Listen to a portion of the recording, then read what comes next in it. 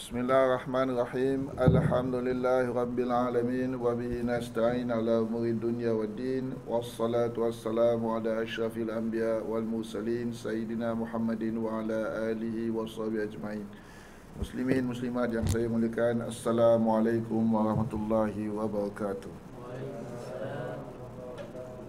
Pertama sekali saya ucapkan terima kasih kepada sekalian muslimin muslimat sekalian kerana melapangkan masa untuk menghadiri kuliah dalam siri hikmah yang kelima. Dan saya juga mengucapkan terima kasih kepada masjid kerana sudi memberi saya peluang untuk mengisi siri ini. Bersama kita berdoa kepada Allah SWT agar memberkati kuliah kita ini. Semoga dengannya kita mendapat faedah dan diberi kekuatan pula untuk mengamalkan apa juga kebaikan yang kita perolehi daripada sedikit perkongsian daripada saya, insya-Allah. Malam ini saya akan membicarakan tentang satu topik yang dinamakan sebagai pendekatan wasatiyah mengenai apa yang tetap dan apa yang berubah-ubah dalam agama. Yang dimasukkan dalam agama ni dalam hukum-hukum agama. Bila hukum-hukum agama tu boleh berubah-ubah, bila hukum agama tu boleh fleksibel, boleh anjal. Sebagai contoh kan, bila hukum misalnya kata seorang itu perlu berpegang, tak boleh kompromi tentang suatu hukum, dan bila dia boleh berubah kepegangan dia itu kepada pendapat-pendapat lain supaya dengan itu sesuai dengan keadaan yang dihadapi dalam hidup dia yang mungkin berubah-ubah. Dulu lain, sekarang lain. Dulu sesuai dengan mengamalkan satu hukum, sekarang ni mungkin tidak sesuai kan. Jadi persoalannya ialah bagaimana kita hendak tahu ataupun ada guideline kan, bahawa kan, kalau orang mengatakan bahawa pendirian seperti ini boleh diubah kepada pendapat lain, bagaimana apa itu, supaya dengan itu kita mengamalkan agama ini dengan betul kan, sesuai dengan kehendak agama Islam itu sendiri. Dan yang lebih penting lagi ialah kita faham kenapa orang lain beramal berbeza dengan kita, dan kita tidak terlibat dalam misal kata orang tu polemik ke ataupun komen-komen di sosial media yang tak sesuai sebenarnya, terutama kalau melibatkan dengan penguasa-penguasa agama yang telah bersusah payah memikirkan tentang satu masalah dan menyampaikan fatwa yang mungkin kita tidak mahu berperang dengan pendapat itu, tapi adakah bermakna pendapat itu harus kita salahkan? Itu persoalannya. Pertama, saya akan berusaha dengan rendah dirinya untuk menyampaikan pendapat saya ini sesuai dengan prinsip wasatiyah. Wasatiyah tu apa? Wasatiyah itu adalah, cakap mudahnya, ialah konsep yang bersifat balance, adil, seimbang, saksama. Dalam biasanya orang kata wasatiyah ni adalah sederhana, tapi yang lebih tepatlah dia adalah seimbang. Maksud seimbang tu apa? Seimbang tu dia berada di antara tengah-tengah, seperti mana timbang. Bila seimbang tu dia dua-dua kan, kiri yang kanan itu stable, sama-sama balance kan. Tidak berat kepada ke kanan, tidak berat pada kiri kan. Tidak terlalu rigid dan tidak terlalu kan longgar. Itu yang bukan wasatiyah. Dan wasatiyah ini datang daripada kalimat yang ada dalam Al-Quran, yang mana Allah SWT berfirman tentang sifat umat Nabi Muhammad ini, wa kadzalika ja'alnakum ummatan wasata, dalam surah Al-Baqarah ayat 143, yang mana Allah katakan bahawa aku jadikan kamu wahai umat Nabi Muhammad kan dengan sifat umat wasata. Iaitu maksudnya ialah umat Nabi Muhammad ini Allah berkehendaki untuk sentiasa bersifat wasatiyah dalam apa jua tingkah lakunya. Begitu juga dalam kita mengamalkan hukum agama, haruslah ada wasatiyah kan. Wasatiyah iaitu di tengah-tengah antara kan fleksibel dengan antara prinsip kan. Persoalannya ialah bila kita boleh fleksibel, bila kita boleh prinsip. Muslimin muslimat sekalian, objektif saya pada malam ini ialah untuk berkongsi perspektif mengenai absolutism dalam beragama. Apakah maknanya dan apakah jenisnya kan. Apa tu absolutism dalam agama dan apa kaitan dengan topiknya? Kerana kan untuk kita faham mana hukum agama yang boleh berubah, mana hukum agama yang tidak boleh berubah kan. Itu kita harus faham konsep absolutism dalam beragama. Mungkin bagi mereka yang anak-anak muda yang lebih familiar dengan dengan bahasa Inggeris, absolutism agama ni kan, in English kita katakan sebagai theological absolutism kan. When we can be absolutist kan in matters of religion, and when we cannot kan. When can we compromise a hukum, change in accordance to the changing context, when we cannot kan. Itulah absolutism dalam beragama. Apa maknanya dan apa jenis-jenis absolutism beragama saya akan bincangkan kan.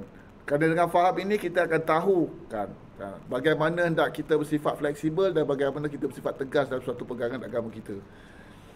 Kemudian saya akan terangkan kenapa perlu kita faham absolutism beragama ini dengan baik. Kenapa? Kerana bagaimana absolutism beragama boleh menimbulkan masalah, saya akan terangkan. Sebagai objektif penerangan saya akan terangkan kan bagaimana absolutism beragama ini kalau kita tidak faham betul-betul, dia akan menimbulkan masalah. Masalah apa? Masalah kepada kefahaman agama kan? Masalah pada kehidupan sosial. Dan kemudian saya akan akhiri penyampaian saya ini dengan beberapa cadangan bagaimana tangani masalah, iaitu bagaimana mengelakkan masalah dalam soal absolutism dalam beragama. Ini rangka kandungan penyampaian saya, pengenalan. Saya akan introduce konsep mengenai absolutism beragama, masalah-masalah berkaitan, dan kemudian 9 nota pelajaran. 9 nota pelajaran ni ialah kesimpulan. Kalau sebagai kesimpulan, bagaimana kita hendak bersifat wasatiyah dalam persoalan kan, yang prinsip dan persoalan yang boleh berubah-ubah dalam agama kan, iaitu dengan cuba kan gunakan 9 pelajaran ni sebagai checklist. Itu dia maksudnya. Sebagai pengenalan, saya ingin mengemukakan definisi tentang absolutism beragama yang akan saya huraikan dalam perkongsian pada malam ini kan. A working definition.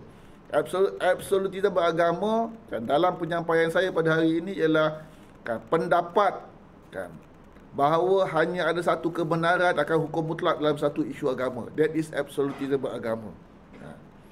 A standpoint that views there's only one absolute truth in a religious issues. Sebagai contoh, apakah pendapat agama Islam tentang kan apa tu Tuhan? Adakah Tuhan itu satu atau Tuhan itu banyak? Boleh banyak. Dalam Islam tidak ada jawapan lain kecuali kita beriman bahawa di sana hanya ada satu Tuhan only. That there is only one unique and supreme God. Tak ada Tuhan-Tuhan inferior to the supreme one. Tak ada konsep seperti itu. Tak ada Tuhan yang 3 dimensi. 3 dalam 1, 1 dalam 3 dan sebagainya. Tak ada. Kita je Tuhan simple. Satu and the only one supreme God. Tak ada inferior, tak ada equal, tak ada apa. Satu saja. Dan ini standard.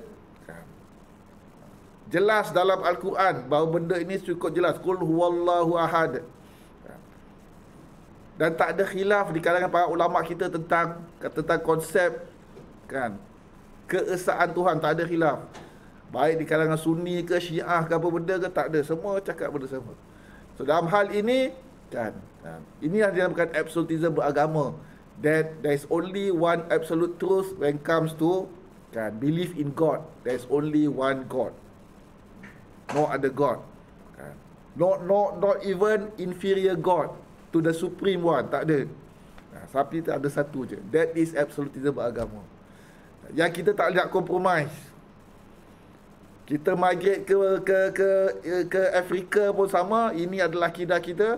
Kita pergi ke Alaska, hidup kat sana, Kanada pun ini adalah kan, jawapan bagi persoalan what is your God. Australia ke mana ke, hari ini kan, semalam 1000 tahun akan datang pun, that will always be the position of Islam in terms of kan ketuhanan. Dan Tuhan hanya ada satu saja. That is absolutism dalam beragama. A belief that there's only one absolute truth in a religious issues. Pendirian yang mengatakan bahawa hanya ada satu kan kebenaran mutlak, satu, tak ada 2, 3, satu kan. dalam satu isu agama, itu absolutisme beragama. Okay, itu dia punya kan definisi absolutisme beragama yang saya dengan suka bincangkan. Untuk saya akan huraikan. Sebab dengan itu kita tahu bila kita boleh fleksibel, bila kita tidak boleh fleksibel. Okay, saya akan berusaha menghuraikan topik ini berdasarkan kepada disiplin pengajian Islam tradisional, a traditional Islamic studies discipline. Kenapa? Kerana dalam dunia akademik, terutama mereka yang belajar di NUS, Humanities and Arts, dalam dunia akademik ada banyak, kata orang tu, bidang ilmu yang berbincangkan tentang persoalan absolutism, termasuk moral absolutism dalam bidang falsafah. Mereka bincangkan tentang moral absolutism dengan moral relativism. Dalam dunia politik ada absolutism in power, seperti absolute sovereignty ada. Tapi ini bukan, saya takkan enter dalam bidang-bidang seperti ini, kerana dia bukan bidang saya. Jadi saya akan fokus hanya membincangkan tentang absolutism dalam beragama from the position of traditional Islamic studies, daripada kan bidang ilmu kan pengajian Islam tradisional, yang mana itulah bidang ilmu yang saya dididik dan dilatih. Cuma in the process mungkin saya akan kongsi sedikit kan tentang misal kata persoalan dalam sains psikologi yang membicarakan kenapa manusia ni ada tendensi untuk bersifat absolutis kan dalam kehidupan dia.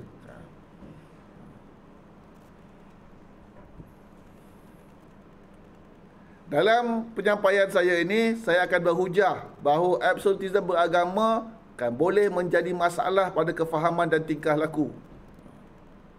Maka sebab itu perlu pendekatan wasatiyah. Kalau kita tidak faham daripada perspektif wasatiyah kan, tentang apa itu absolutisme beragama, dia akan menatijakan masalah. Dan masalah itu akan saya huraikan.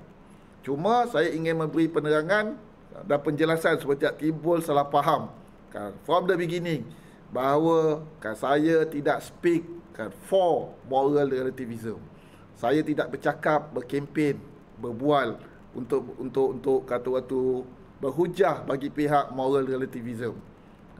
Dan everything sekadar dalam hukum agama ni semua relatif, boleh ubah, tak ada. Kan. Saya believe bahawa dalam agama kita ni ada benda yang kita tak boleh nak bersifat kan relatif. Kan. Mesti ada absolutism. Cuma persoalannya bila dan macam mana, itu saja. Okay, kenapa? Kerana kenapa saya tidak akan bercakap kan, tidak akan berhujah kan from the position of kan subjectivity. Semua truth adalah subjektif. Semua kebenaran adalah subjektif. Oleh itu hukum-hukum apa pun dipegang relatif saja. Kan. Kenapa?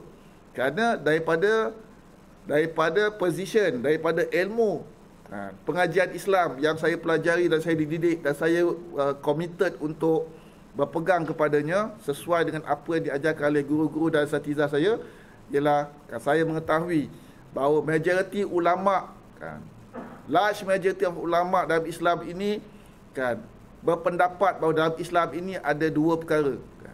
Hukum Islam ni ada dua perkara. Apa yang dinamakan sebagai as-sawabit. Mana laser lah? Ada laser. Apa yang dinamakan sebagai as-sawabit?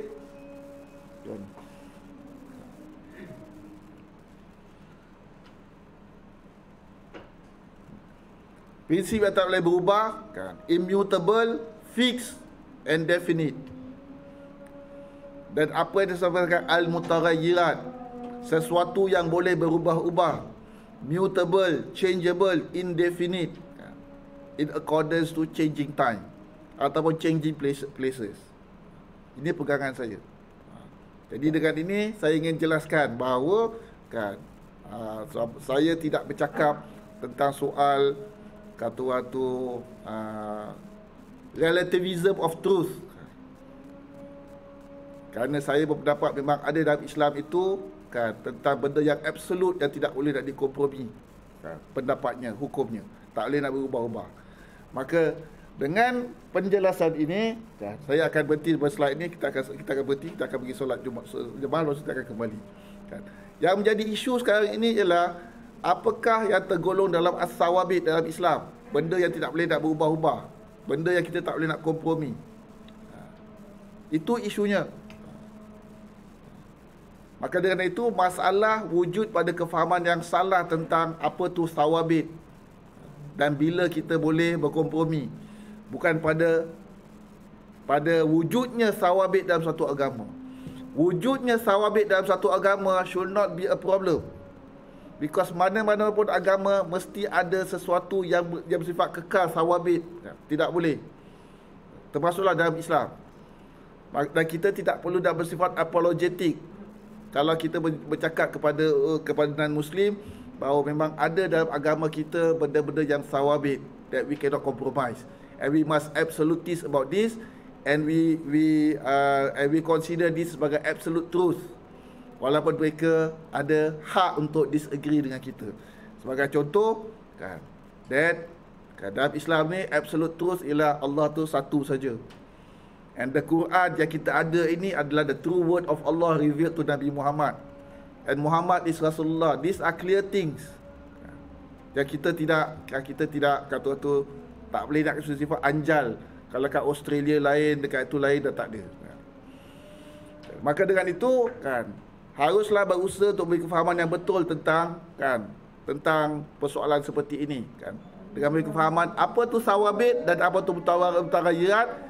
Bukan menjadikan segala perkara itu sawabit dan bukan juga menjadikan segala perkara itu mutaghayirat. Kenapa topik ini? Dalam pembukaan tadi saya telah pun jelaskan sedikit kenapa kita perlu bincangkan topik ini. Saya ulangkan dekat sini ialah kerana apa? Kerana Islam ini bukan satu agama, hukum agama Islam ini bukanlah sesuatu yang bersifat semuanya fix. Dan juga bukan bersifat semuanya changeable, boleh berubah-ubah. Tak. Ada yang tak boleh berubah, ada yang boleh berubah-ubah. Ada yang kekal sebagai prinsip, ada yang bersifat boleh berubah-ubah. Maka dengan itu, untuk menjadi satu Muslim yang baik, kita haruslah tahu bagaimana nak berpegang pada mengamalkan apa yang fix dengan betul dan berubah-ubah mengamalkan benda yang berubah-ubah dengan betul. Dengan itu kita perlu tahu apa tu yang tak boleh berubah dan apa tu yang boleh berubah-ubah. Kalau kita tidak faham seperti ini, maka kita berisiko, bukan mesti, tapi kita berisiko untuk mengamalkan agama kita dengan tidak tepat. Kenapa? Kerana we risk ourselves to be rigid dalam perkara yang tidak sepatutnya kita rigid, atau to be flexible dalam perkara yang sepatutnya kita tidak boleh fleksibel. Dan ini akan ada implikasinya kepada kita. Pada kita apa? Pada kita sebagai individu, kalau kita tak beramal kita dengan betul, nanti kita akan answerable kepada Allah SWT. Kenapa kau mesti bersifat rigid dalam perkara yang sebenarnya aku telah memberi keringanan kepada engkau untuk bersifat fleksibel.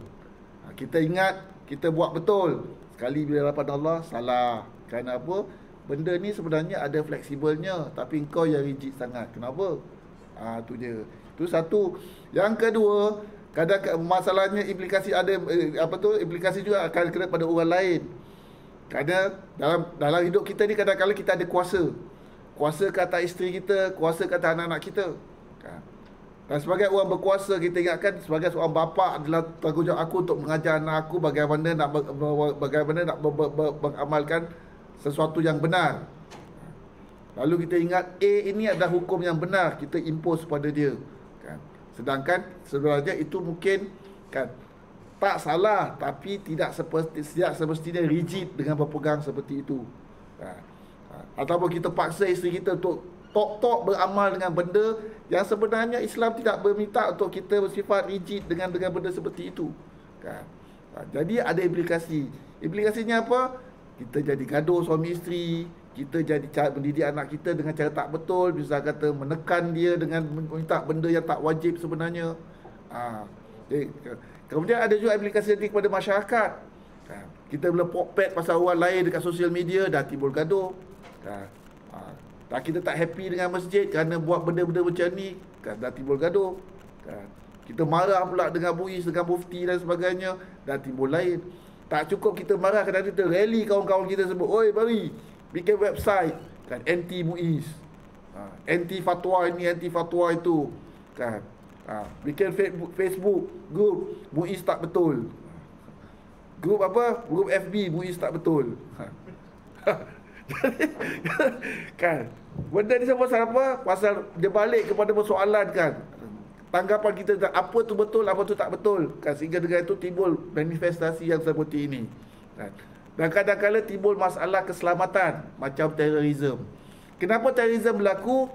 Partly adalah kerana kumpulan-kumpulan teroris ni dia ada tendensi untuk bersifat absolutis dalam perkara agama. Kerana dia absolutis, dia percaya sangat bahawa jihad is the only way to make Islam, kan, return to glory, and to make Muslims go back to the, kan, zaman kecemerlangan Islam dulu, only jihad saja. Lepas tu dia pun, siapa yang tak berjihad, tak sokong dia pula salah, kan. Letup sana, letup sini, bunuh, menghalalkan darah orang. Ni antara, kan, masalah-masalah absolutism yang kita saksikan. Maka sebab itu perlu kita faham dengan betul, kan, dalam Islam ini, kan, untuk kita mengamalkan Islam, kita perlu tahu bila kita perlu berpegang pada prinsip dan bila kita boleh bertolak ansur, kan. Bertolak ansur dengan perbezaan orang lain, dan juga fleksibel dalam kita mengamalkan agama kita. Dan ini juga, kan, ada relevannya kepada kalau dia ada jual kat sini yang misal kata mungkin bertugas dalam bidang policy making. Buat policy making dalam ministry ke apa, mungkin assistant director dalam hospital ke, dekat apa tu community development ke, dekat apa tu dalam bidang policy making, yang kadang-kadang bersifat melibatkan orang Islam, kan. Perlu juga, kerana kalau policy makers tak faham, kan, apa yang prinsipal dalam Islam dan apa yang boleh berubah-ubah, kadang-kadang dia pun boleh bersifat absolutis dengan meminta orang Islam, kan, dengan suatu perkara yang sebenarnya, kan,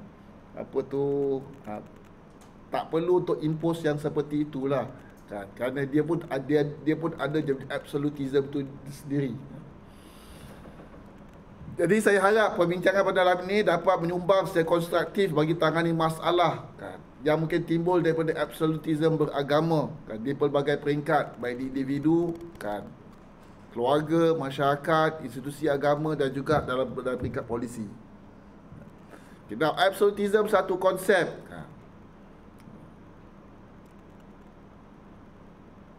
Tadi saya dah bagi definisi absolutisme beragama tu apa, iaitu satu pendirian yang bertanggapan bahawa there is only absolute truth in a religious issue.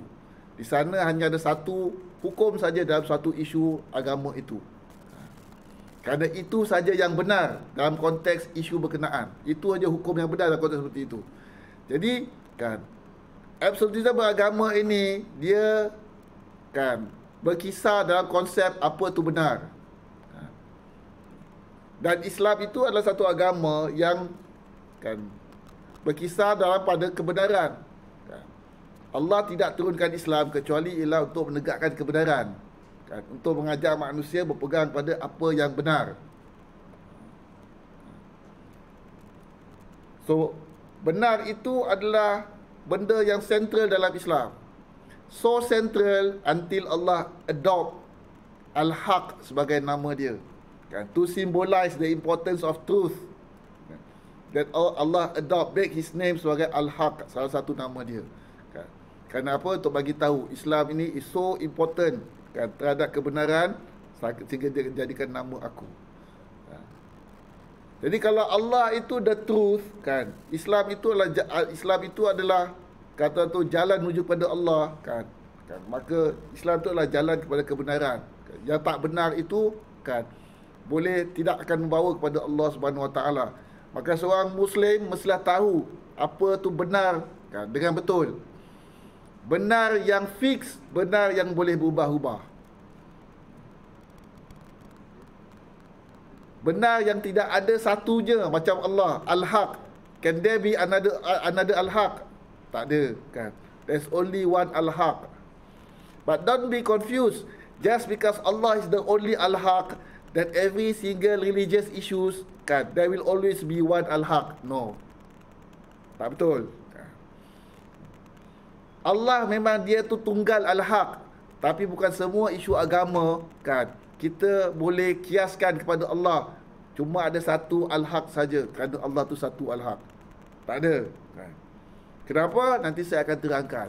Kerana Allah sendiri menentukan, walaupun dia tu the only Al-Haq sebagai Tuhan, kan, tapi Allah mahukan agama dia itu membolehkan bahawa kebenaran itu can be diverse, can be multiple, kan. So dalam isu-isu agama ini, kadang-kala boleh ada multiple truth. Beza dengan Allah. Allah memang the only truth, kan. Tapi dalam agama dia, isu agama dia, there could be multiple truth. 3, 4, 5 truth dalam sesuatu isu. Kenapa? Kerana Allah sendiri yang menentukan sedemikian. Nanti saya akan explain kenapa.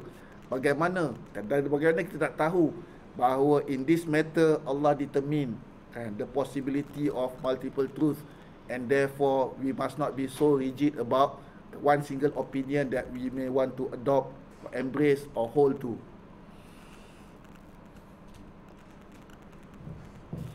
Jadi kalau kita faham benar yang betul, kita tahu apply, kan, kefahaman itu dengan betul. Kita salah faham kebenaran, kita akan salah aplikasi dan amalan kita tentang kebenaran. Now, sekarang this is one of the important aspect dalam presentation saya. Now, knowing truth qualitatively.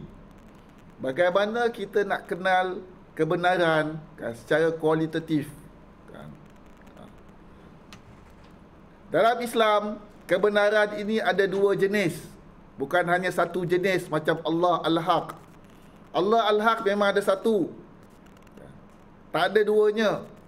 There cannot be minor Al-Haq in terms of divinity. Tak boleh. When comes to Tuhan, there's only one Al-Haq. Tapi when comes to hukum agama Allah, kan, Al-Haq ini ada 2 jenis. Kebenaran itu ada 2. Satu, kebenaran mutlak, absolute truth.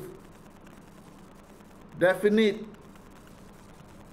objective truth dalam agama.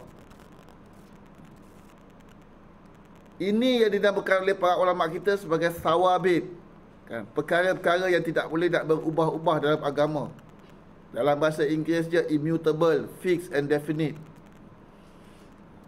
Dalam istilah ulama, para ulama biasanya menamakan perkara-perkara kebenaran mutlak ini, absolute truth ini, sebagai the qat'iyat, the muhkamat.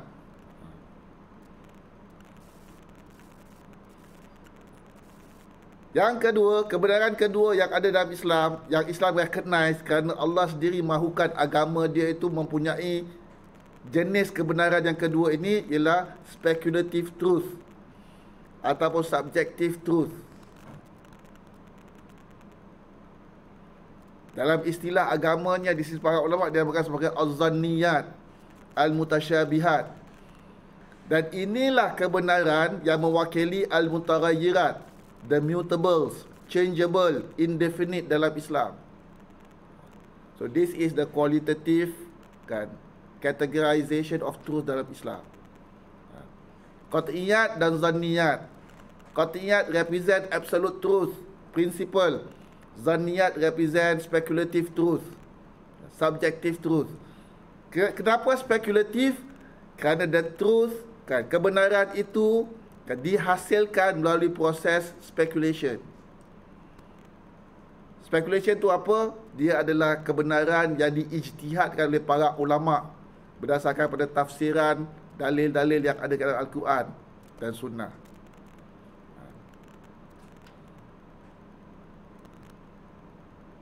Pendapat itu ada dalilnya daripada Al-Quran dan Sunnah, tapi, kan, the hukum itu deduce melalui proses ijtihad, human reasoning.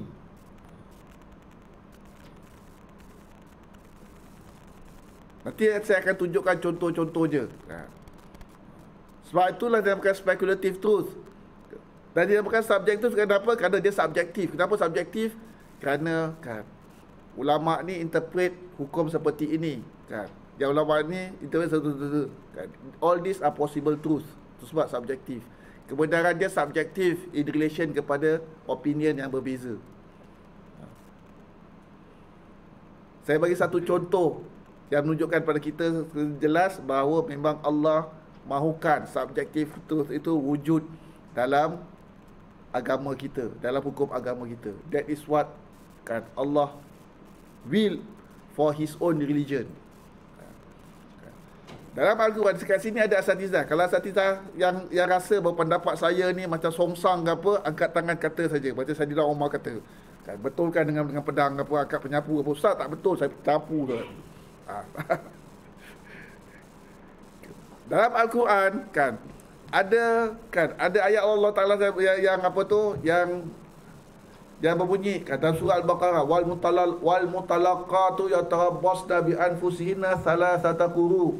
Yang bermaksud wanita-wanita yang diceraikan oleh suaminya hendaklah dia tu menahan diri. Menahan diri tu apa? Beriddah selama 3 quru.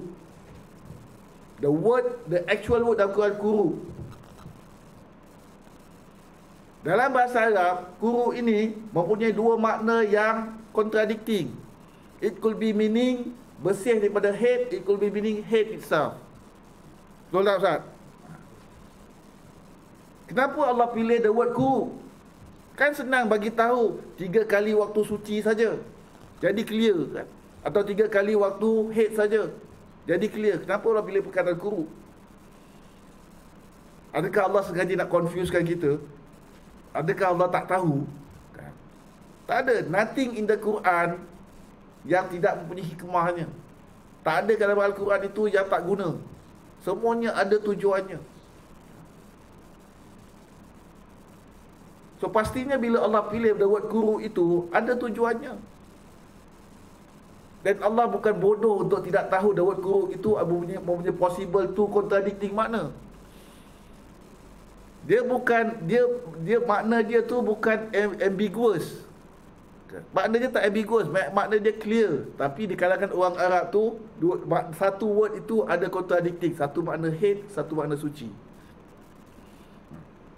Jadi actually orang perempuan ini kalau dia tu masih ada period kan, suami dia menceraikan dia, iddah dia tu 3 kali hate ke 3 kali suci. Kan pening ke? Alamak, habis macam mana ni? Jadi ulama kena decide the actual meaning kan? What is the actual intention of God? Divine will kat sini apa? Maksud it cannot be salah satu. Because dalam hukum mesti kena pilih punya. Tak boleh tengah-tengah. Macam nak tengah-tengah? You either pilih bersih atau pilih tu. And dia kemudian every single pilihan hukum ni dia ada je implication dia dari sudut kan. Period tu berapa lama you calculate the period kan. Jadi iddah tu panjang atau pendek. Jadi this is very clear. Contoh bahawa dalam Al-Quran itu memang Allah sengaja juga dalam Al-Quran perkataan-perkataan seperti ini yang sebenarnya untuk membenarkan the possibility of subjective truth and multiple truth dalam satu isu. Di sisi para ulama, mana yang betul? Para ulama kata dua-dua boleh betul.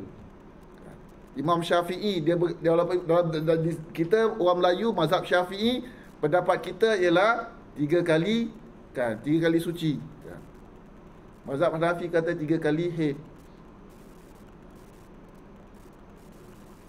Tapi Imam Syafi'i tahu bahawa haid itu juga adalah terkandung dalam makna perkataan guru itu. Dia buat position tapi dia tidak condemn mazhab Hanafi. Dia kata, dan dari para ulama kita menganggap bahawa ini semua adalah kata orang tu possibilities dalam menentukan apa sebenarnya kehendak Allah dalam ini. Guided dengan hadis Rasulullah mengatakan bahawa apabila seorang itu berijtihad dalam hukum agama, kalau dia betul dia dapat 2 pahala, kalau dia salah dapat 1 pahala. One of them mungkin salah kan. Mungkin salah, tapi nobody knows siapa yang actually salah, kerana oleh Tuhan saja tahu. Even kalau ada yang salah pun, Nabi katakan bahawa yang salah tu tak apa, kerana tetap dapat pahala satu pahala. The followers yang ikut, tak apa. Jadi tak perlu nak gaduh-gaduh bila come to speculative truth, isu-isu berkaitan dengan speculative truth, subjektif tu seperti ini.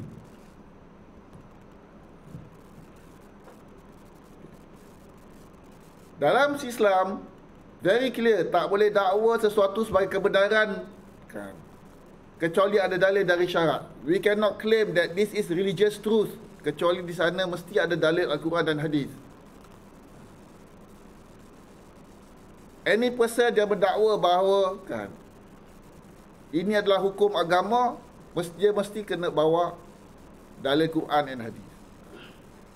Kena ada sandarannya.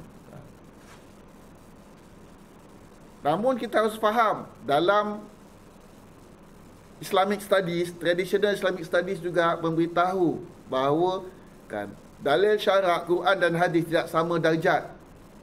Dia ada hierarki. And this hierarchy determine kan, apa yang absolute truth dan apa yang speculative truth. Apa yang sawabit, prinsip, apa yang mutaghayirat, boleh berubah-ubah. Bagaimana ulama menghierarkikan dalil syarak ini? Mereka menghierarkikan guided berdasarkan kepada dua benda. Satu, sama ada dalil itu bersifat muktamad, qat'i, definite, atau tidak muktamad pada ketulinan sumbernya kepada Allah dan Rasulnya.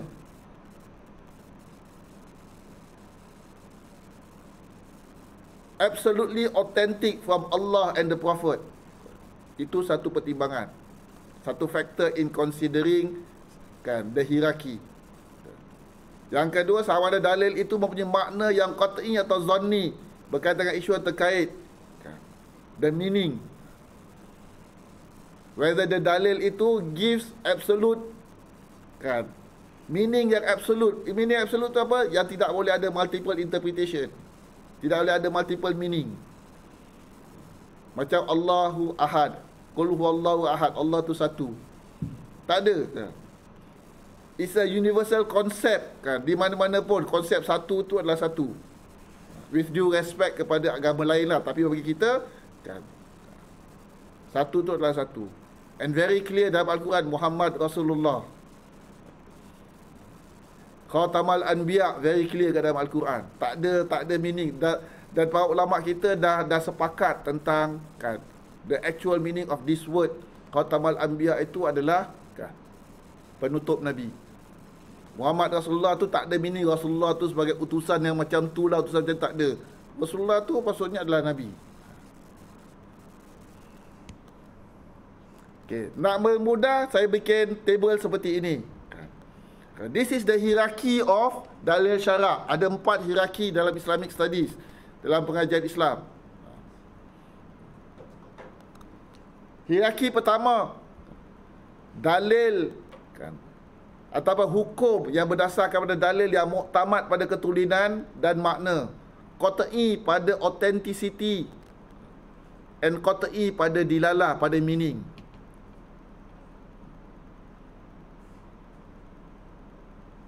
Apakah sumber? Apakah hukum yang bagaimanakah yang fall under this category? Hukum kan, yang berdasarkan kepada ayat Al-Quran dan juga hadis mutawatir.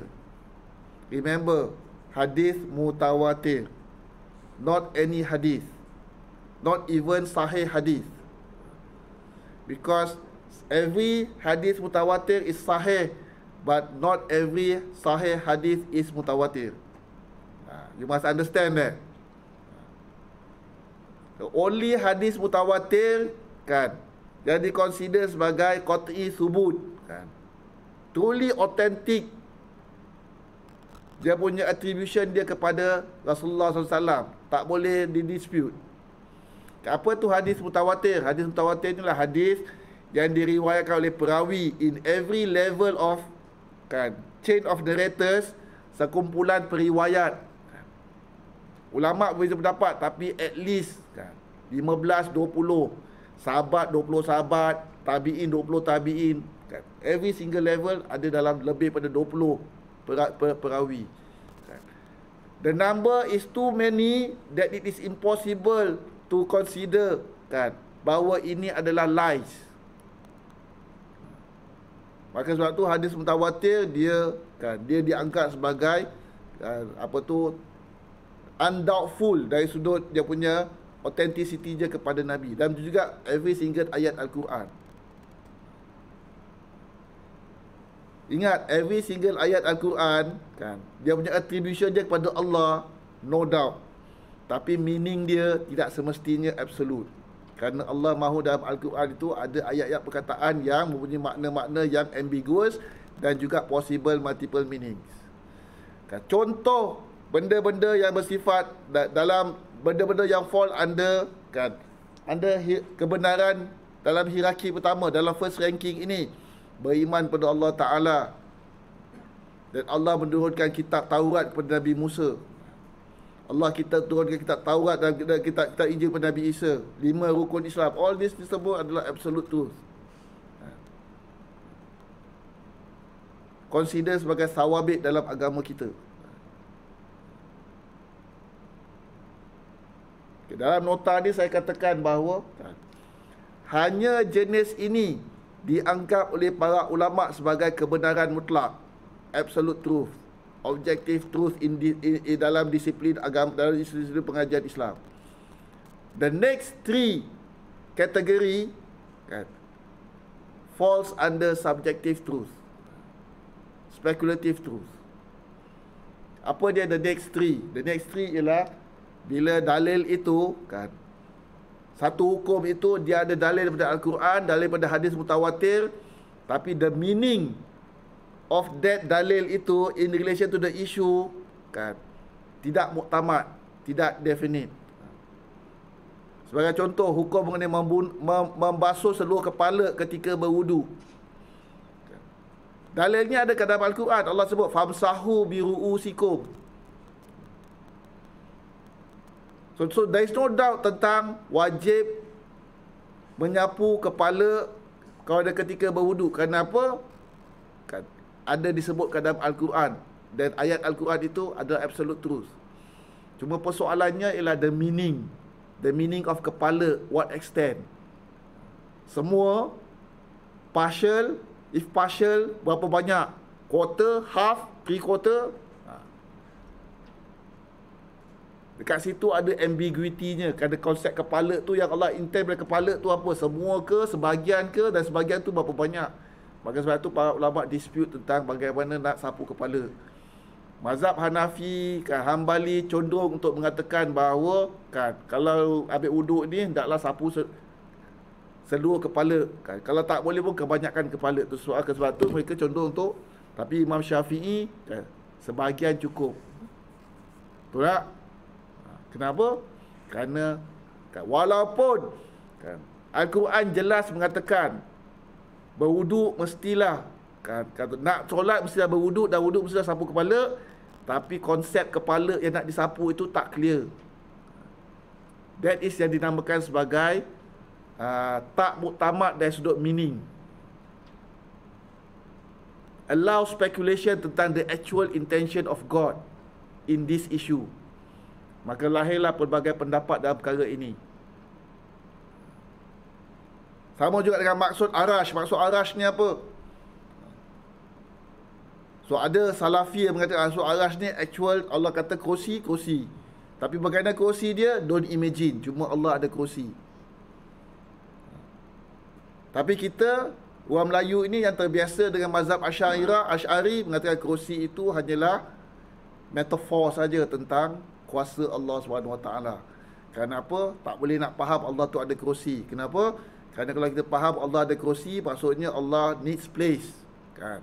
And that is mustahil, impossible for Allah SWT. Itu. Tapi arash itu disebut dalam Al-Quran.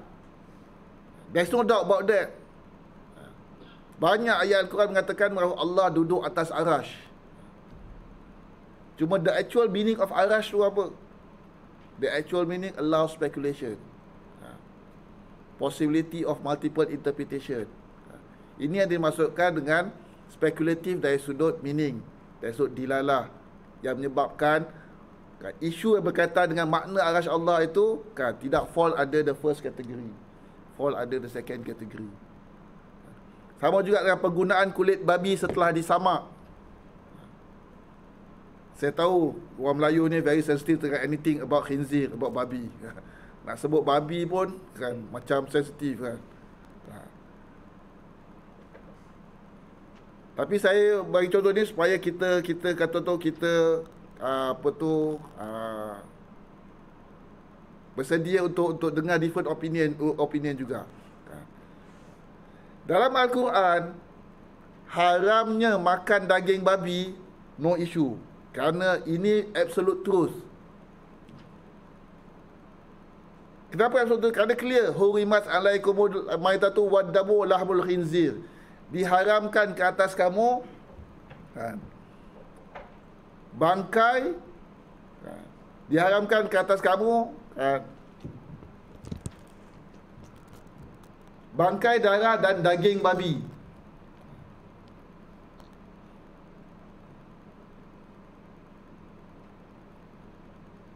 Dan haram itu adalah haram kan. Di sisi para ulama, haram itu tidak ada metafor, tidak ada speculation dalam word ni haram. Haram itu mestilah benda yang tak boleh dilakukan. Kecuali kalau Allah menggunakan perkataan di nuhia, naha, dilarang. Larang itu boleh haram, boleh makruh. Tapi kalau haram is haram. Dan Allah sebut lahmul khinzir, daging babi. Jadi soal haramnya makan daging babi, this is absolute truth. No question about it. Tak perlu bersifat apologetik. Cuma jadi persoalan ialah kan, menggunakan kulit babi, memanfaatkan kulit babi. Gunakan kulit babi sebagai kasut. Kasut ni makan ke tak makan? Tak makan. Does that fall under pengharaman dalam ayat itu? Kerana yang Allah katakan haram makan kan? Diharamkan makan. Guna lain. Tambahan pula ada juga hadis yang mengatakan bahawa apa jua bangkai binatang yang kalau disamak kan, boleh digunakan kulitnya. Jadi setengah ulama berpendapat bahawa kan, hadis itu dia mentafsir makna haramnya daging babi, iaitu kan, kalau disamak maka kulitnya tu tak dimakan, tapi digunakan setelah disamak dibolehkan. Kerana apa? Ada hadis yang membenarkan keumuman hadis itu. Of course saya very well aware bahawa mazhab Syafi'i ini bukan mazhab Syafi'i. Betul. Cuma saya juga nak bagi tahu bahawa ini bukan absolute truth yang kita perlu die kan, sampai bergaduh ke apa. So kalau makcik-makcik, kalau ada anak dah hantar pergi sekolah madrasah kan, pergi Mesir kan, balik dah kahwin, dah jadi bapa budak umur 35 tahun dan 36 tahun, dah bekerja kat masjid kan, tiba-tiba dia beli kasut kan, kasut brand ada 3 tu kan. Ada 3 tanda tu kan, orang kata tanda familiar tentang kulit babi kan. Lepas tu kita kata, "Mak, kau beli kasut ni kau kulit babi kan, macam mana kau boleh jadi dia macam tu kan?" Dia kata, "Man tahu mak kan, tapi man pakai kerana man kan ada pendapat lain dalam benda ni. Mak tu tak pakai. Kalau mak kata haram, mak jangan pakai. Bagi man, ini pendapat ni ada keanjalan dia. Lagipun kasut ni bukan man beli, kasut ni orang hadiah, member kan, member hadiah. Dia tak tahu member bukan mesti futsal je punya member apa bagi hadiah. Nak buang sayang, mahal. Jadi man pakai kan, kerana apa? Kerana ada pendapat yang seperti ini. Kalau tak payah nak gaduh-gaduh sampai tu kan. Susah-susah aku kat sekolah kau pergi belajar azhar kan, kulit babi pun kau tak jelas sama ada boleh pakai ke tak boleh pakai. Budaklah bergaduh kan. Raya-raya nak marah-marah jadi bergaduh. Kenapa? Anak dia datang pergi pakai kasut kulit babi. Seolah-olah benda tu benda yang absolut kan, die-die tak boleh nak kompromi kan. Padahal kan dia kat sekolah agama kan, jadi kena ada kan. Pertama, isu ni isu spekulatif tu. Yang kedua, budak tu dah besar, kita dah belajar, hantar dia belajar sekolah agama, dah sampai dekat Mesir ke apa. Jadi dia sepatutnya kita kena bagi dia entitled untuk dia berpegang pada mazhab kan, yang dia dah belajar lah. Walaupun kita ni adalah seorang ibu bapa kan, apa tu kepada mereka. Jadi tak payah nak gaduh-gaduh sangat dalam benda seperti ini kan. Yang ketiga kan, kalau suatu hukum itu dalilnya kan, dari sudut authenticity dia itu tidak absolute attributable kepada Allah dan Rasul, dan juga tidak absolute memberi meaning kepada hukum berkenaan, itu jatuh kepada kan, ataupun tapi meaning dia tu kan qat'i dilalah, itu jatuh pada ketiga.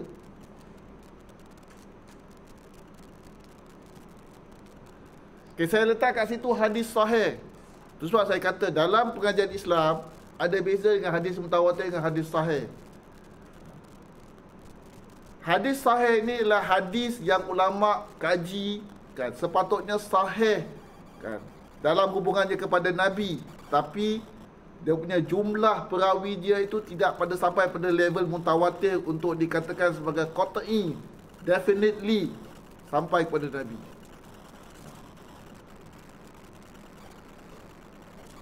Sahih. Dan ini kebanyakan hadis yang ada dalam tradisi kita, disimpan oleh Imam Bukhari dan sebagainya dalam kitab-kitab berusaha, kebanyakannya adalah level hadis sahih atau hadis ahad, namanya hadis ahad. The opposite of hadis mutawatir adalah hadis ahad. Hadis ahad boleh sahih, boleh dhaif, boleh hasan. Mutawatir hanya sahih saja. Sebab kadang-kadang you all jangan confuse. Just because a person cited hadis sahih bukan bermakna hukum yang dia keluarkan itu mestilah absolutely betul atau absolute truth.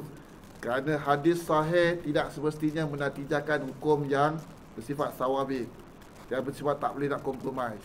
Kerana dia tu hadis sahih yang ahad, apatah lagi kalau the meaning of that hadis tidak bersifat qat'i, maka dia boleh kan, dia membolehkan perbezaan pendapat, dan pasti ada perbezaan pendapat di sisi para ulama. Mesti je confirm, biasanya 90% mesti ada perbezaan pendapat dalam isu berkenaan.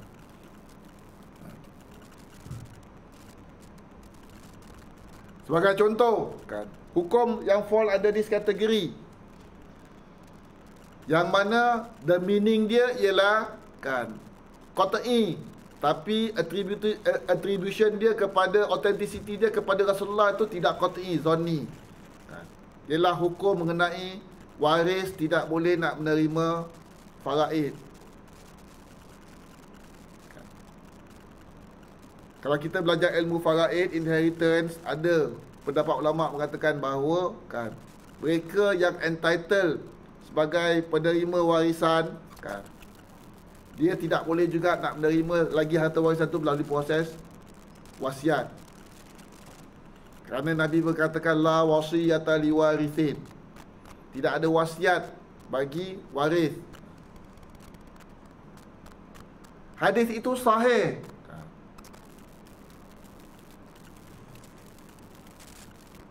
tapi dia tidak mutawatir. Makna dia very clear, tidak boleh bagi warisan, qat'i.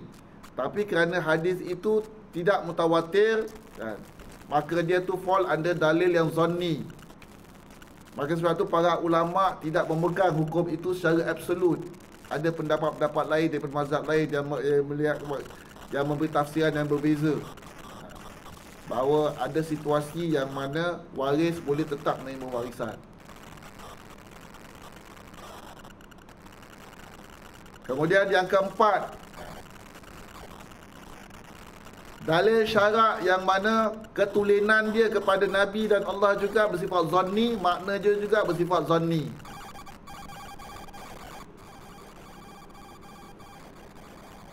Seperti status najis anjing. Ada satu lagi pendapat yang popular di kalangan orang Melayu kan. Orang Melayu ni dua benda lah. Kan, babi dengan anjing ni dia very sensitif. Yang betul, tak salah. Itu pendapat mazhab Syafi'i kan. Tak salah kan. Tapi kita harus tahu bahawa kenajisan anjing itu, walaupun orang Melayu pegang macam prinsip macam tu, tapi dalam disiplin Islamic Studies kan, hukum Islam kan, status dia ialah pada ranking yang keempat ini. Kenapa? Pertama, kerana Al-Quran tidak pernah mengatakan, dalam Al-Quran you won't find any dalil yang mengatakan anjing itu adalah najis. Tak ada. Kalau ada, tunjukkan pada saya. Gua yang baca dekat Al-Quran daripada mula sampai habis ke buat file ke apa, cari mana ayat Al-Quran yang mengatakan anjing itu adalah najis. Tak ada. In fact, you can find dalam Al-Quran itu ayat yang could be implied anjing itu tidak najis. Ada dalam Al-Quran kan, that you can understand from that verse kan, hukum bahawa anjing itu tidak najis kan. Ini untuk saya bagi tahu ilmu saja kan. Tapi tak ada sama sekali Al-Quran mengatakan anjing itu adalah najis. Apa ayat Al-Quran yang mengatakan yang ada possibility meaning bahawa anjing itu kan tidak najis? Ada? Ustaz, apa Ustaz?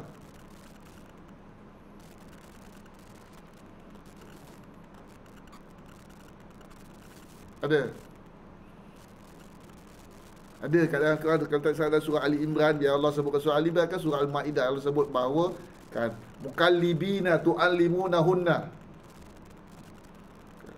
antara makanan yang antara binatang yang boleh kita makan adalah binatang yang hunted by mukallibin, trained dog for hunting. Betul tak? Ini ada disebut dalam Al-Quran. Dan Allah membolehkan seorang tu makan hasil daripada tangkapan mukallibina tu'allimunahunna, anjing-anjing yang kamu ajar untuk buat hunting, especially trained dog for hunting. Bila dia tangkap boleh makan. Anjing kalau tangkap macam mana?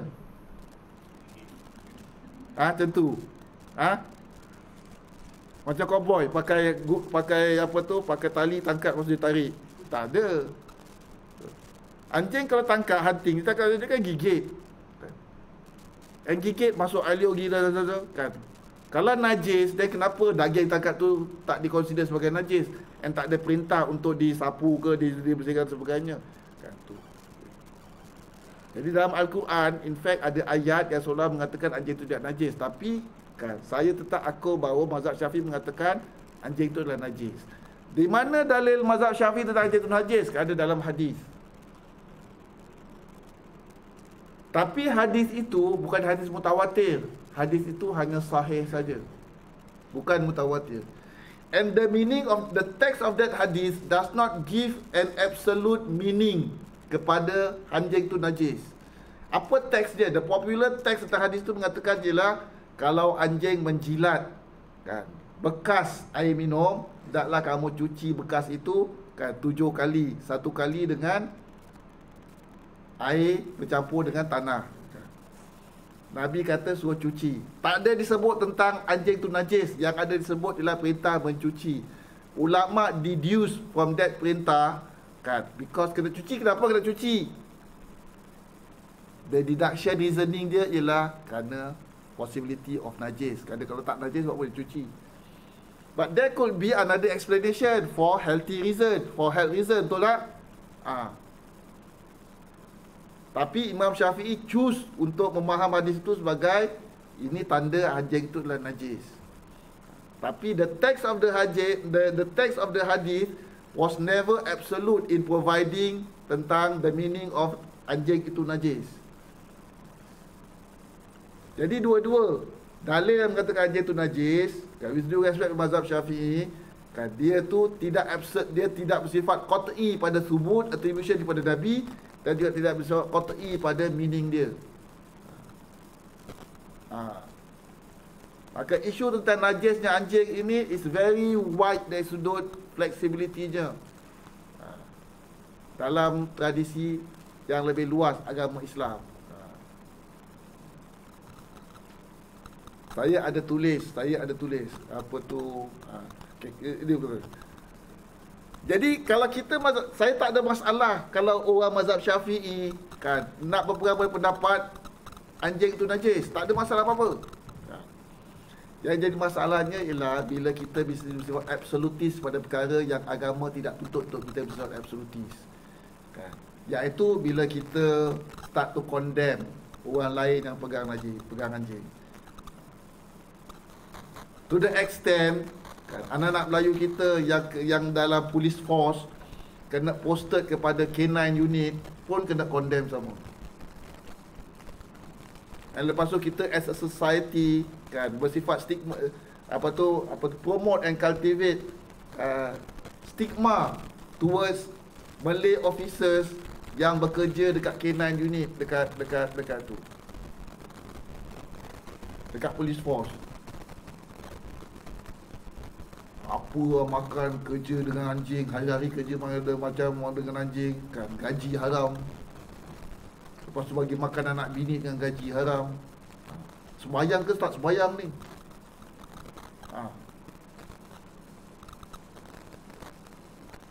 Sedangkan benda ni benda yang fleksibel dalam agama. Kalau kita nak beramal kan. Anyway kan, dalam dunia Islam pun polis dekat Saudi, ada anjing tak? You think polis Saudi tak ada anjing? Ustaz, entah belajar kat Jordan. Ustaz, entah belajar dekat Mesir. Dekat Mesir kalau polis dekat Mesir tak pakai anjing. Dia ada anjing juga. Habis siapa anjing polis tu? Dia Muslim officers.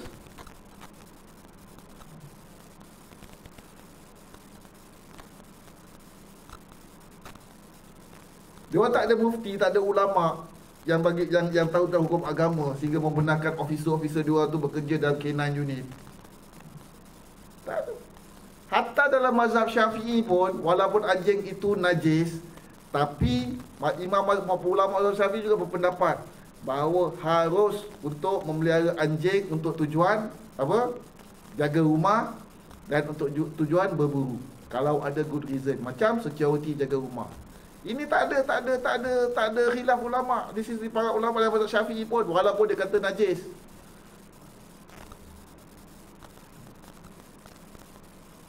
And therefore, even kalau budak tu bermazhab Syafi'i sekalipun kan, dia kerja K9 unit, tak ada isu. Kerana apa? Kalau jaga rumah itu diharuskan untuk kan pelihara anjing kan, apatah lagi gunakan anjing untuk jaga security negara. Betul tak? Tentu lagi boleh.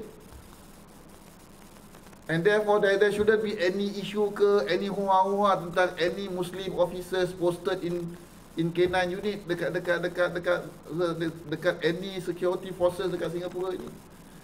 The issue ialah sama ada dia nak adopt kan mazhab Syafi'i atau tidak. Dan apa tu, daripada konsekuensinya ialah kalau dia tak orang Syafi'i kan, dia leceh sikit lah, kena itu, kena ini dan sebagainya. Tapi kan, one must be very careful untuk kita prejudice. Hanya susah je bukan bermakna orang tu tak sembahyang. Ini mesti tak sembahyang lah tu, mesti tak sembahyang lah. Kalau sembahyang macam mana nak sembahyang? Pula dah. Boleh macam tu, dalam agama boleh kita buat macam tu, mengandai-andaikan macam tu, tak boleh. But the issue beginning apa? The beginning of the issue ialah tentang apa kita punya perspektif tentang absolute truth and non-absolute truth. Bila kita boleh absolutis, bila kita tak boleh absolutis. Benda yang sepatutnya kita boleh bersifat fleksibel kan, akhirnya kita tidak, lepas tu dia snowball kepada banyak benda-benda lain. Contoh lain kebenaran mutlak. Okay, these are benda yang saya nak bagi tentang emphasis tentang benda-benda dalam Islam yang sawabit. Larangan membunuh, kerana dalam Islam jelas Allah katakan tak boleh nak membunuh kan manusia, baik Muslim atau bukan Muslim. Larangan berzina, very clear. Kewajipan menunaikan syarat perjanjian dalam kontrak. Aufu bil uqud. Dengar ke? Dengar ke? So, benda yang bersifat prinsipal bukan hanya benda-benda akidah, bukan hanya benda-benda hukum-hukum ibadat. Hukum-hukum muamalat pun ada bersifat prinsipal, macam aufu bil uqud. Contractual obligation ini adalah qat'i. Allah kata aufu bil uqud.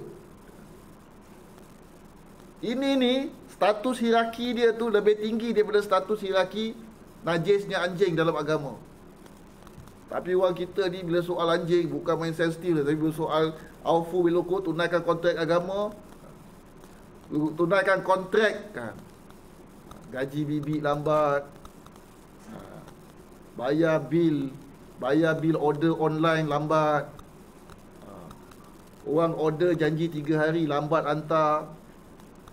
These are sebenarnya benda-benda absolute truth, benda qat'i kan, yang tak ada kan. Kenapa Allah kata aufu bil uqud, tunaikan janji.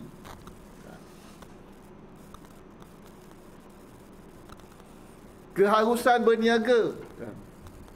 Harus berniaga, tak timbul kerana Allah kata wa halallal bai'a, Allah menghalalkan jual beli, baik. Tak ada multiple meaning. And dalilnya adalah Al-Quran. First ranking. Qat'i subut, qat'i dilalah. Haram memakan bangkai, clear. Hurimat alaikumul maitatu waddahmu walahmul khinzir. Keesaan Allah Ta'ala, qul wallahu ahad, Muhammad Nabi terakhir, khatamal anbiya.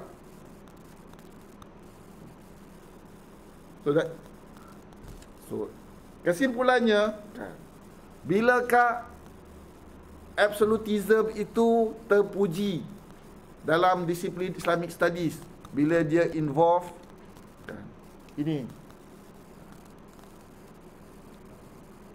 ini cawabit, ini absolutism.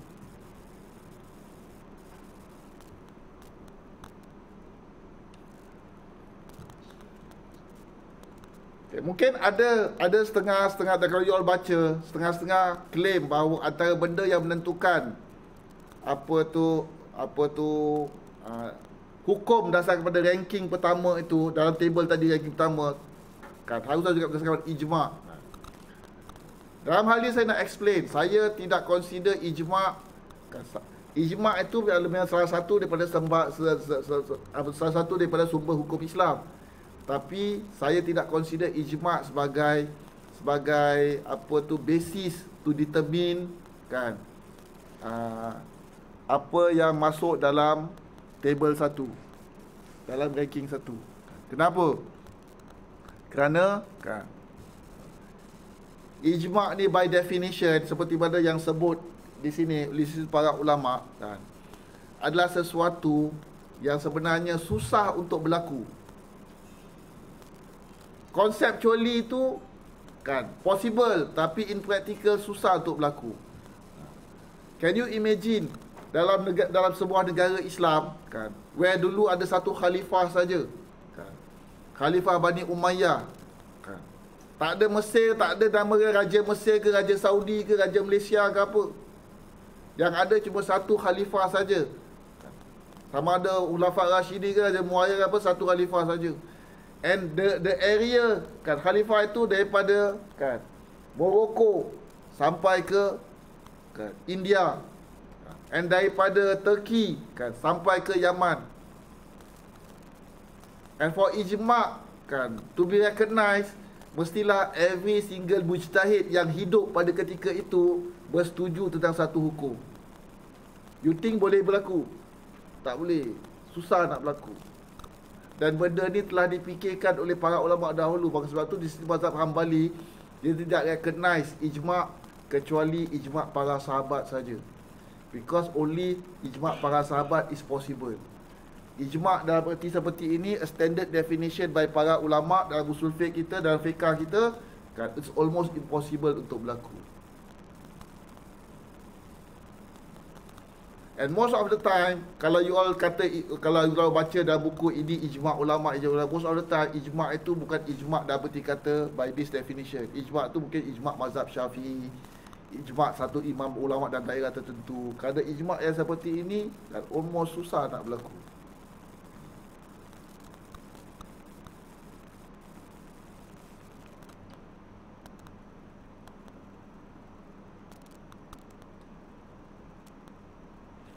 Okay, now kita bercakap tentang kebenaran dari sudut kuantitatif.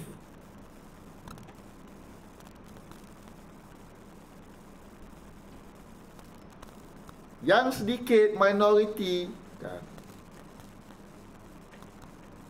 tentang kebenaran ini ialah kebenaran mutlak, qat'i, tawabih, itu yang sedikit. So kalau you nak categorize truth dalam Islam antara minority dengan majority, the minority ialah yang kategori nombor satu, hierarki nombor satu. Kenapa? Kerana jumlah dalil qat'i adalah sedikit. Maka dengan itu hukum-hukum yang berstatus qat'i juga sedikit. And as a result, perkara yang memerlukan absolutism, yang kita perlu berpegang, tak nak kompromi juga dengan sendirinya akan jadi sedikit. Kebanyakan hukum Islam adalah bersifat speculative truth, subjective truth. Kenapa? Kerana jumlah terbanyak dalil syarak berstatus zanni. Kerana hadis bukan mutawatir jauh lebih banyak berbanding pada hadis mutawatir dan ayat-ayat Al-Quran. Ayat Al-Quran yang punya makna yang muktamad jauh lebih banyak berbanding ayat Al-Quran punya makna yang muktamad jauh lebih sedikit, bukan jauh lebih banyak, jauh lebih sedikit berbanding ayat-ayat yang punya pelbagai tafsiran. Kenapa dalam Al-Quran ini ayat yang mempunyai multiple meanings lebih banyak daripada ayat yang mempunyai absolute one meaning? Kenapa? Pertama, kerana Allah nak Al-Quran ini sengaja supaya di sana ada banyak possible tafsiran, supaya dengan itu there can be different solutions produced by ulama untuk umat Islam dalam satu zaman dan sepanjang zaman. Kerana different solution itu memberi Islam tu flexibility. Kerana Islam adalah satu agama, Quran satu kitab sampai akhir zaman. Tapi the easiest way to understand ialah this thing. Kerana Al-Quran itu Allah turunkan dengan gunakan bahasa Arab. Bahasa Arab ini divine ke human? Bahasa Arab ni divine ke human? Bahasa Arab ni like any language, dia adalah human experience. Al-Quran, dia represents God's knowledge. And God's knowledge itu bersifat infinite. Bahasa Arab, being human experience, always bersifat finite, terbatas. The finite can never capture the infinity of God's knowledge. Betul tak? Logik ke tak logik? Itu sebab Al-Quran ni dia mempunyai very very deep meaning. Ini bukan nak legitimize batiniah, tak ada. Saya bukan nak jadi tapi sebagai konsep memang Al-Quran mempunyai deep meaning. Kerana Al-Quran itu adalah ilmu Allah. Ilmu Allah bersifat tidak terbatas. Sedangkan bahasa Arab itu adalah bahasa manusia. Bahasa manusia itu terbatas.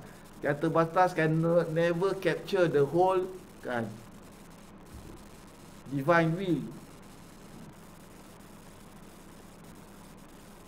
Maka sebab itulah dalam Al-Quran itu lebih banyak pelbagai tafsiran daripada yang ada satu tafsiran, satu makna saja.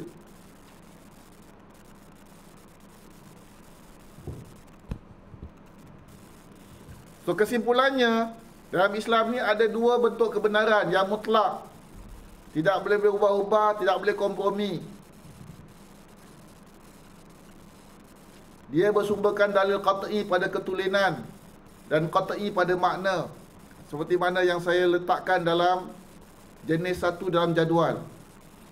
Kemudian kebenaran spekulatif yang boleh berubah-ubah, inilah yang al-mutaghayyirat, iaitu apa yang selain dari kebenaran mutlak, yang dikenali sebagai zanniyat tasyabihat, iaitu jenis 2 dan 4 dalam jadual yang saya kongsikan. Nah, masalah berkaitan Kalau kita tidak faham dengan betul apa tu tawabit dan auto mutaghayirat, bila kita mau menafikan rukhsah, hukum keringanan, kerana anggap benda itu sebagai menggadai kebenaran mutlak prinsip. Macam kita menafikan kan rukhsah bagi kan apa tu anak-anak Muslim untuk bekerja dalam unit K9. In normal circumstances memanglah dealing dengan anjing itu satu benda yang tidak disukai, tapi dia bukan dealing dengan anjing dalam normal circumstances. Dia dealing dengan anjing dalam konteks security, kerja security. Sama juga kan. Kalau dekat Singapura ni, salah tak kalau orang anak Melayu ni nak bekerja sebagai vet, nak jadi vet? Salah? Salah tak anak orang Melayu ni, orang Islam ni bekerja sebagai vet? Tapi dalam konteks Singapura, kerja sebagai vet kan, macam mana nak kerja dengan vet kalau tak deal dengan anjing, rawat anjing? Salah tak dalam Islam ni merawat anjing sakit? Ke berdosa? Ke dalam Islam ni rawat anjing sakit dia berdosa? Tak ada lah. There's no such thing bahawa berawat anjing sakit dosa. So kita fikir orang Islam, takkan kita nak ajar anak kita nak kerja jadi vet tu salah? Tak salah. Satu ilmu yang sangat bermanfaat.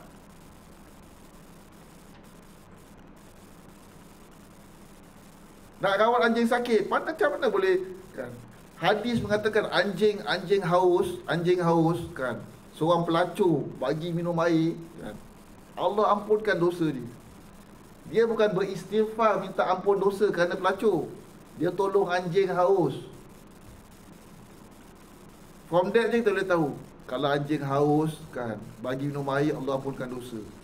Anjing accident, kaki patah, tak boleh nak rawat, pasal apa? Anjing najis. How can that rahmatan lil alamin? Mestilah boleh. So kerja jadi vet aja tak salah, rawat anjing je tak salah.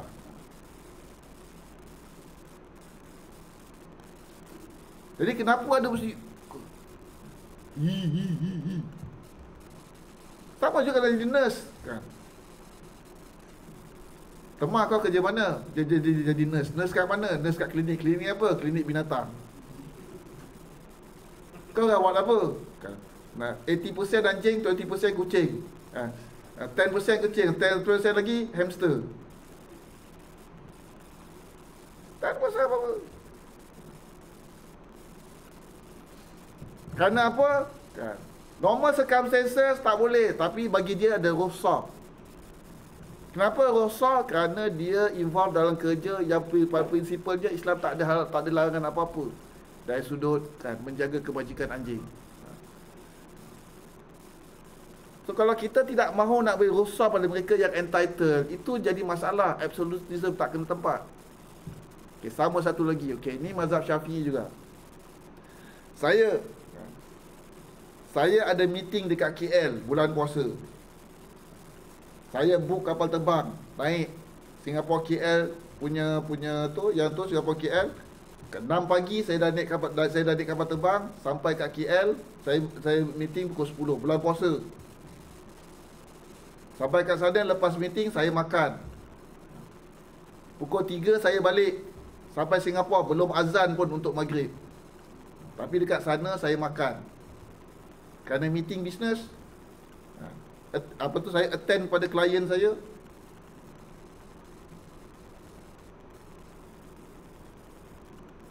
Boleh tak? Boleh ke tak boleh? Haram ke haram? Tak haram. Jangan cakap afdal tak afdal.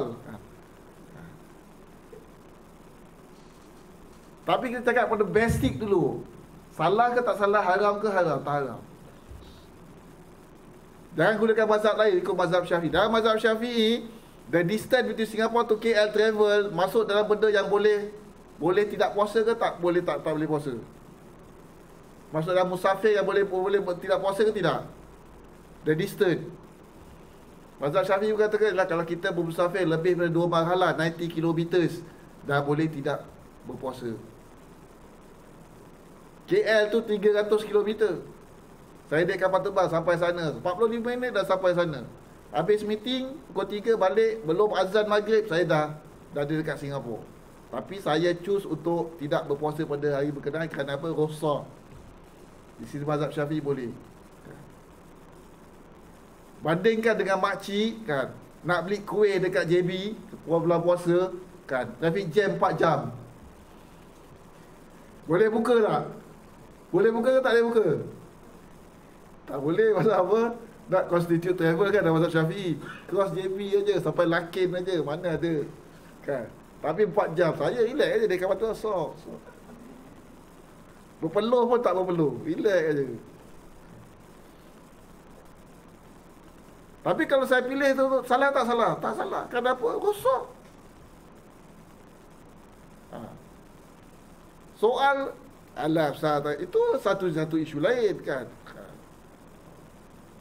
Memang betul cakap afdal, bukan ada afdal, tapi afdal bukan bermakna tak boleh. Itu kena faham. Ini masalah bila kita kan tidak mahu nak memberi rosa kepada orang yang kan yang boleh terima rosa di sisi agama. Kenapa? Kerana kita menganggap isu itu tidak boleh nak kompromi, tidak boleh ada rosa. Kan? Kompromi tak boleh. Salah.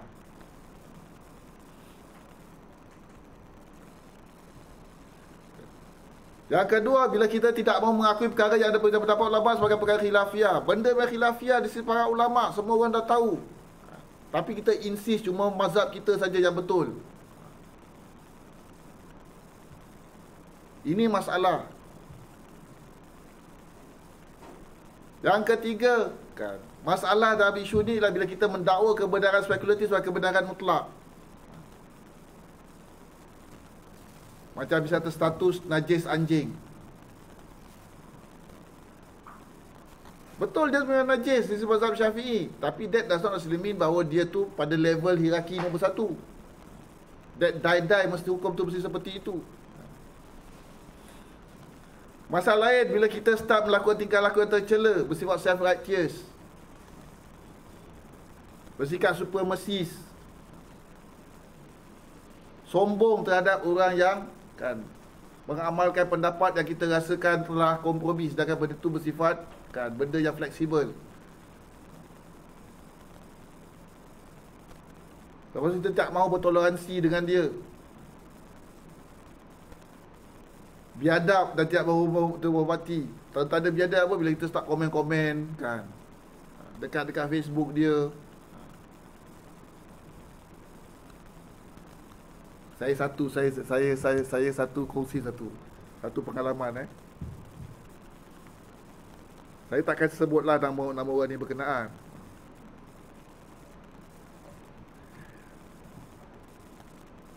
Minggu lepas saya ada post dekat FB saya kan. Satu komen dalam FB kan. Dalam FB tu saya post bahawa kan, kerana saya baca saya sedang buat projek tulis satu buku. Saya come across this fakta sejarah, and I thought it's very interesting to share. Ceritanya apa? Kan, ceritanya ialah saya tulis kat situ bahawa seorang sahabat bernama Abdullah bin Ubay bin Salul. Tahu? Dia adalah Abdullah ni anak kepada Abdullah bin Ubay bin Salul. Abdullah bin Ubay bin Salul ni adalah ketua orang munafik kan, dalam sejarah Islam. Anak dia nama Abdullah. Dia ni, Abdullah bin Ubay bin Salul ni, dia dah banyak buat statement macam-macam benda yang blasphemous terhadap Nabi. So anak dia cakap dengan jumpa Nabi, wahai Nabi, kan, wahai Rasulullah, kan, aku dengar kan bapa aku sebut macam ni tentang engkau. Kalau engkau nak perintahkan sesiapa menghukum bunuh ke atas dia, kan, perintahkanlah aku, jangan perintah orang lain. Kenapa? Kerana aku ni diketahui oleh semua orang kabilah aku bahawa aku adalah anak yang paling berbakti kepada bapa aku. Dan aku takut kalau kau perintah orang lain bunuh bapa aku, kan, aku takut nanti kalau aku jalan-jalan tengok muka orang yang tukar pancung ni, kan, aku tak boleh nak sabar aku bunuh dia pula. Kan, sedangkan dia tu orang Islam. Kan, jadi kau suruh aku akan potong, aku bawa kepala tunjuk bukti bahawa aku dah bunuh bapa aku. Kan. But the point bukan pasal itu. Pointnya ialah dia kata bahawa aku adalah orang yang dikenali di kalangan semua kaum aku sebagai orang yang paling berbakti kepada bapa aku. And dia sayang bapa dia to the extent dia tak mahu orang lain, tak sanggup tengok orang lain bunuh bapa dia. Sedangkan bapa dia tu siapa? Bapa dia siapa? Abdullah bin Ubay bin Salul. This is the person yang Allah kata wala tusalli ala ahadin minhum wala taqum ala qabri. Jangan kau sembayangkan ke atas jenazah dia dan jangan kau stand on his grave. This is the person. This is the person that Allah kata innal munafiqina fid darkil asfali minan nar. Sesungguhnya orang munafik itu at the bottom of the hellfire. Ayat Al-Quran. Qat'i. Tapi anak dia apa? Seorang yang paling berbakti kepada bapa dia walaupun bapa dia jahat.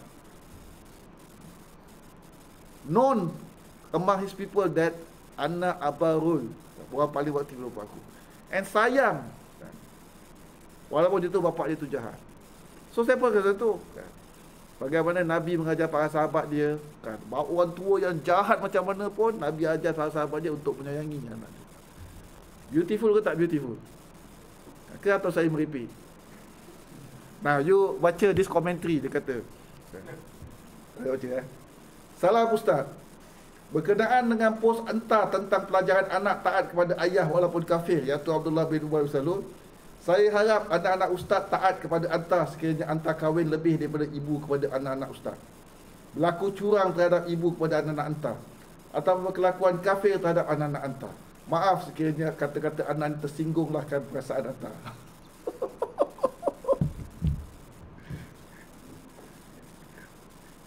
This is where people tak faham apa tu absolute truth and apa tu tak absolute truth. To the extent. So very important for you all to understand this thing. People can go into mentakfirkan orang lain kerana tak faham dengan bagus. Act into apa tu violence kerana apa vigilante group. Kenapa? Kerana dia die rasa ini benar. Man ra'a minkum munkaran, MUIS tak boleh dah buat, kita buat sendiri. Pergi cari mana orang gay, tumbuk dia.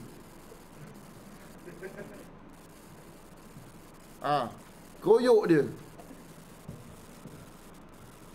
And what is what's the effect kan? Disharmony.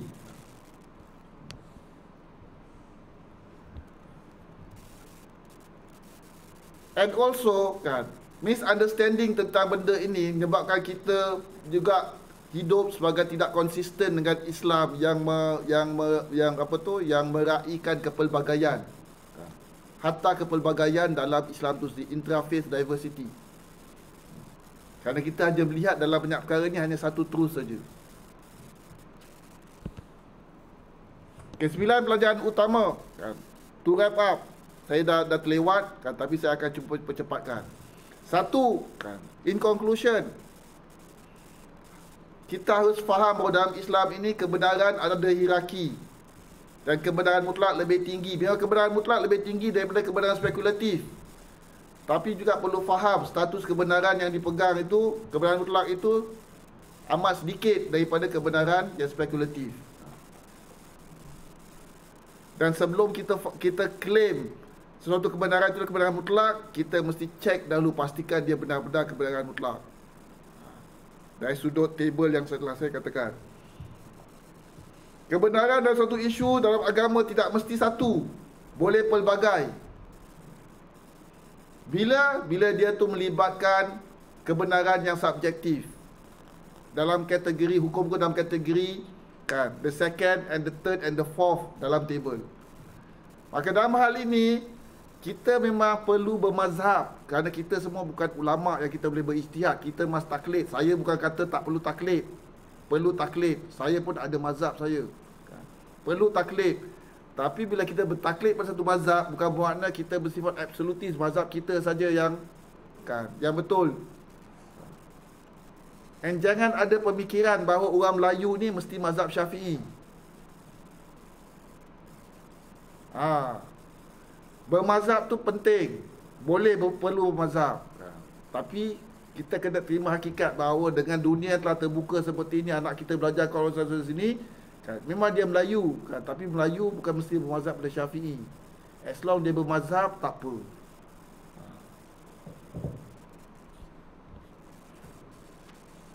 Absolutisme beragama tidak boleh dikatakan secara terpuji atau tercela, bergantung pada isu. Dan dalam penjabaran saya, isu yang menjadi terpuji hanyalah bila dia tu involve dalam konteks, kan, hukum dalam kategori pertama. Islam benarkan absolutisme pada kebenaran mutlak yang babitkan sawabit dalam jadual, dalam jenis satu dalam jadual.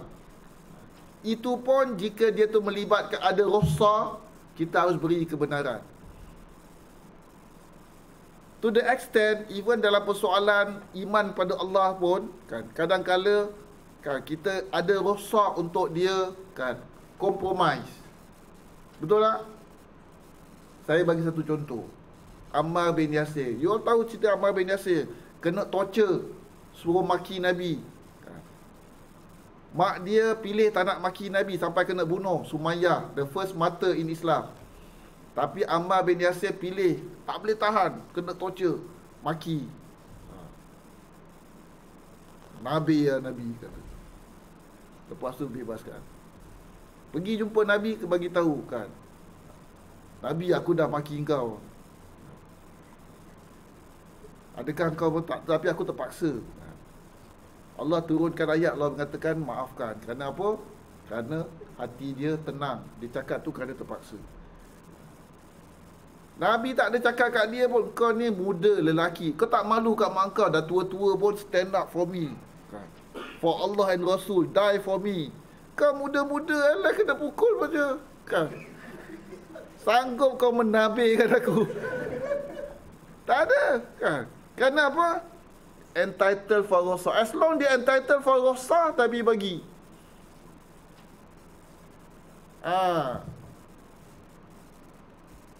Boleh amal absolutism pada perkara yang memang, kan, hukum qat'i, tapi itu pun kena ada beradab.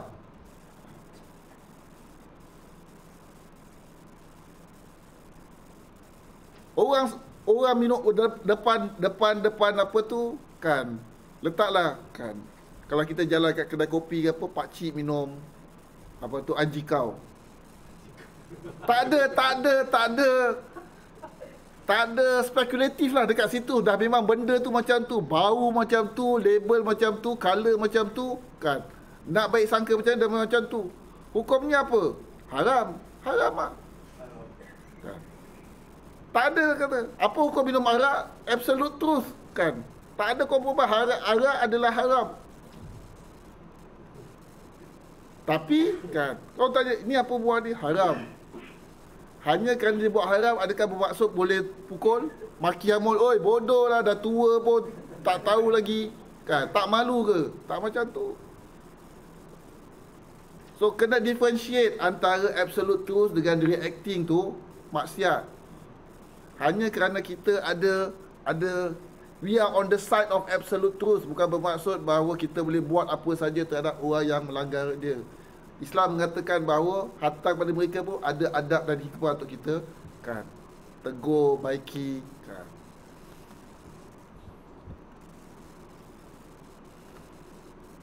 So, bila absolutism itu tercela, bila involve speculative truth.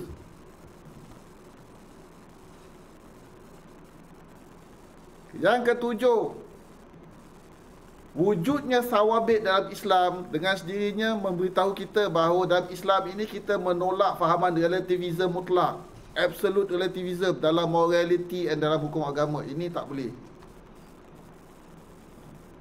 Ini pun kita harus jauhi. Yang ke-8, kita harus tahu bahawa jumlah kebenaran spekulatif jauh lebih banyak. Oleh itu, ruang absolutism sempit dan si kecil. Sebab itu kita harus sentiasa cermat dan warak, prudence jika mahu amalkan absolutism.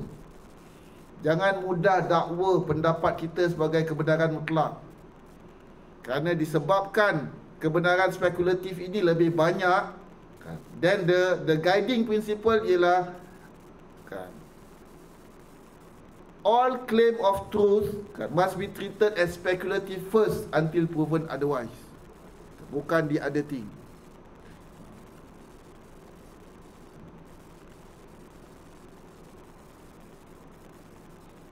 And we must assume, bila kita ada masalah apa-apa kan, ada satu hukum, we must assume there could be many other way to deal and to solve this hukum kan. Especially kalau kita ada masalah, jumpa ustaz ni kata macam ni, jumpa ustaz ni kata macam ni, and kita tak find solution itu sebagai practical kepada condition kita kan. Boleh tak kita tanya kan? Jawapannya boleh.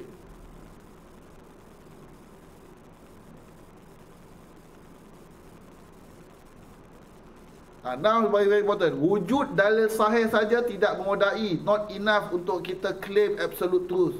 Walaupun kita hadis sahih, apa pendapat saya, hukum saya macam ni, apa dalil Al-Quran? Betul, ada dalil Al-Quran, no doubt. But does that dalil, kata orang tu, offer qat'i in meaning? Tak ada. Saya ada hadis sahih. Bukan hanya hadis sahih, hadis muttafaq alaih. Muttafaq alaih ni apa? Hadis otentik yang diriwayatkan oleh Sahih dan Bukhari. Oh, tinggi ni darjatnya. Mutawatir, bukan mutawatir. Immediately bukan mutawatir saja, dia tidak represent kan, tak sama statusnya dengan hadis mutawatir. Walaupun sahih by Bukhari dan Muslim.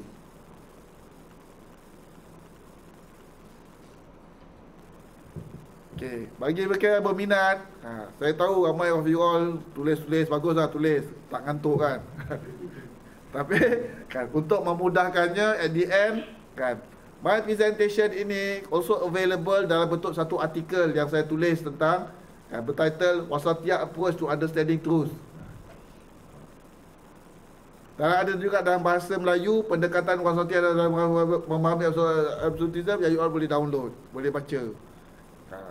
Jadi oleh sebab masa saya pun tak nak huraikan lebih detail dalam setiap apa yang dekat dalam slide saya tu, tapi insya-Allah kalau you find interesting and you miss certain point kan, you boleh pergi kepada apa tu link ini kan, dan boleh download artikel tu dan baca. Kalau bisa tak faham juga kan, can always email me. Okay, ni nak scan QR code boleh ambil gambar scan segini. Kan senang aja.